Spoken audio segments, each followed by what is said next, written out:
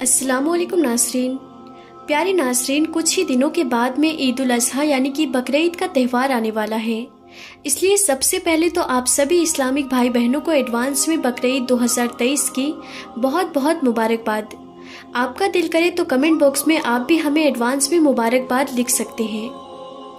तो नाज़रीन, आज की इस वीडियो में हम बात करने वाले हैं 5 ऐसे लोगों के बारे में जिनके ऊपर कुर्बानी वाजिब नहीं है, यानी कि 5 लोगों को कुर्बानी माफ़ है।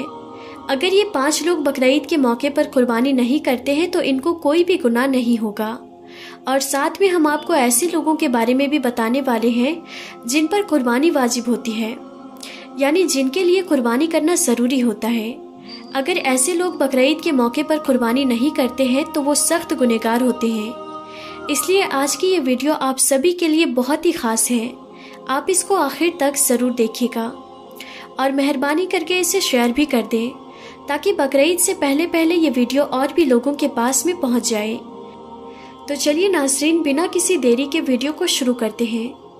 नाज़रीन, बकरीद का त्यौहार ज़िलहिज्जा की 10, 11 और 12 तारीख को मनाया जाता है। ईद उल फित्र के बाद में ये इस्लाम का दूसरा सबसे बड़ा त्यौहार है। इसको सुन्नत इब्राहिमी या ईद कुर्बा के नाम से भी जाना जाता है। जिस तरह से ईद उल फित्र रोज़े रखने की खुशी में मनाया जाता है, उसी तरह से ईद उल अज़हा हज पूरा होने की खुशी में मनाया जाता है। ईद उल अज़हा के दिन सभी मुसलमान सबसे पहले ईदगाह जाते हैं और ईद की ख़ास नमाज पढ़ते हैं और उसके बाद में अपने अपने घरों में आकर अपने जानवरों की कुर्बानी करते हैं। याद रखिए, अल्लाह की रज़ा के लिए बकरीद के मौके पर कुर्बानी करना बहुत बड़े सवाब का काम है और बकरीद पर कुर्बानी करने वाले लोग बड़े खुशनसीब होते हैं। अल्लाह के प्यारे नबी हज़रत मोहम्मद मुस्तफ़ा सल्लल्लाहु अलैहि वसल्लम ने फरमाया कि बकरीद पर कुर्बानी करना हर उस मुसलमान मर्द और औरत पर वाजिब है जिन पर सदकाए फित्र वाजिब होता है, यानी कि ऐसे लोगों को बकरीद के मौके पर कुर्बानी करना ज़रूरी होता है।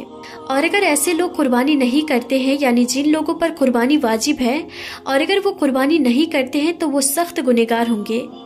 ऐसे लोगों के बारे में आप सल्लल्लाहु अलैहि वसल्लम ने फरमाया कि जो शख्स कुर्बानी करने की हैसियत रखता है और फिर भी अगर वो कुर्बानी नहीं करता है तो उसको चाहिए कि वो हमारी ईदगाह के करीब भी ना आए।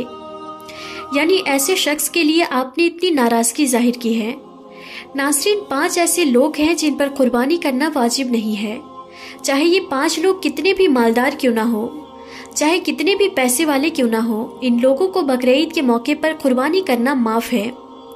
अगर ये 5 लोग बकरीद के मौके पर कुर्बानी नहीं करते हैं तो इनको कोई भी गुनाह नहीं होगा। नंबर 1, जो सफ़र में हो। नाज़रीन, सबसे पहला शख्स वो है जो सफ़र में हो, यानी कि जो शख्स अपने घर से, अपने वतन से 92.5 किलोमीटर यानी 92 किलोमीटर दूर चला गया हो, ऐसे शख्स पर कुर्बानी वाजिब नहीं है।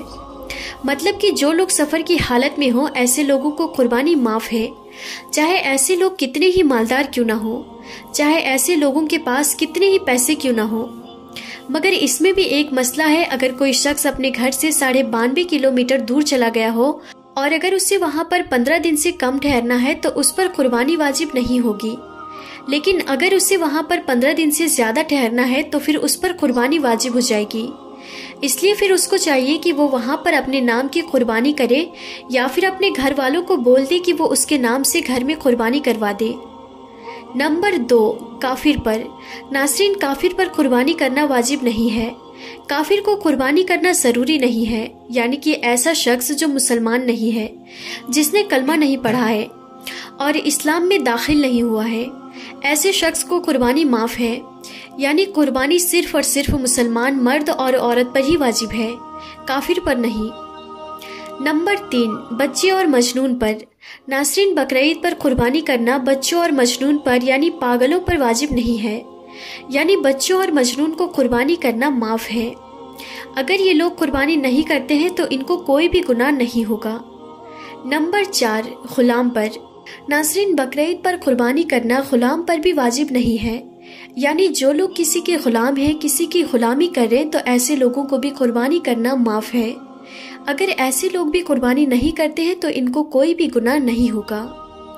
लेकिन अगर ऐसे लोग बकरीद पर जानवर लाकर उसकी कुर्बानी कर देते हैं तो ऐसे लोगों को अल्लाह ताला खूब असर देगा।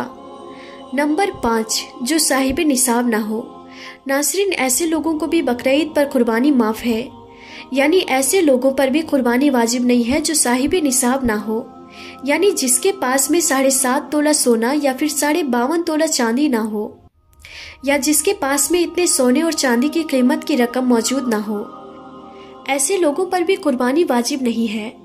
इसका मतलब ये है कि जिसके पास में रहने का मकान, खाने पीने का सामान, इस्तेमाल के कपड़े और रोज़ाना इस्तेमाल की जाने वाली दूसरी चीज़ों के अलावा 7.5 तोला सोना या 52.5 तोला चांदी की कीमत के पैसे पास ना हो, तो ऐसे लोगों को कुर्बानी माफ़ है। याद रखिए, कुर्बानी सिर्फ उसी शख्स पर वाजिब है जो साहिब निसाब हो। ऐसे लोगों को हर साल बकरीद के मौके पर कुर्बानी करना ज़रूरी होता है। ऐसे लोग अगर कुर्बानी नहीं करते हैं तो वो सख्त गुनहगार होते हैं। लेकिन अगर जो शख्स साहिब निसाब नहीं है, जिसके पास में इतना माल नहीं है जितना आपको ऊपर बताया गया है, तो ऐसे लोगों को कुर्बानी माफ़ है। लेकिन यहाँ पर एक बात और याद रखें, अगर कोई शख्स साल भर तक फ़कीर रहा, यानी उसके पास में साल भर तो कुछ भी नहीं था, मगर जैसे ही कुर्बानी के दिन करीब आए तो उसके पास में इतना माल कहीं से आ गया जिससे वो साहिब निसाब को पहुँच जाता है, तो फिर याद रखें ऐसे शख्स पर कुर्बानी वाजिब हो जाती है, यानी ऐसे शख्स को कुर्बानी करना ज़रूरी हो जाता है। याद रखें, अगर कोई शख्स साहिब निसाब नहीं है, यानी उस पर कुर्बानी वाजिब नहीं है, फिर भी अगर वो अपने शौक से कुर्बानी का जानवर खरीद लेता है और उसकी कुर्बानी करना चाहता है तो उस पर कुर्बानी वाजिब हो जाती है।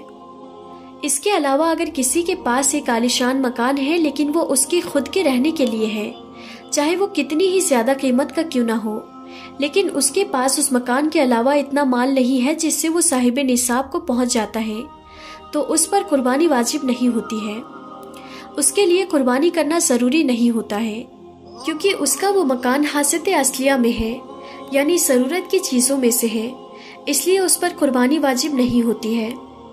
लेकिन अगर किसी के पास में 2 मकान हैं, उनमें से एक में वो खुद रहता है और एक उसने किराए पर दे रखा है, और उसका किराया इतना है कि जिससे वो साहिब निसाब को पहुंच जाता है, तो फिर उस पर कुर्बानी वाजिब हो जाती है। उसके लिए कुर्बानी करना ज़रूरी हो जाता है। याद रखें, जितनी भी ज़रूरत की चीज़ें होती हैं वो सब हासियत असलिया में है, यानी वो सब ज़रूरत की चीज़ों में है। उनके अलावा अगर कोई शख्स साहिब निसाब को पहुंचता है तो फिर उस पर कुर्बानी वाजिब होती है।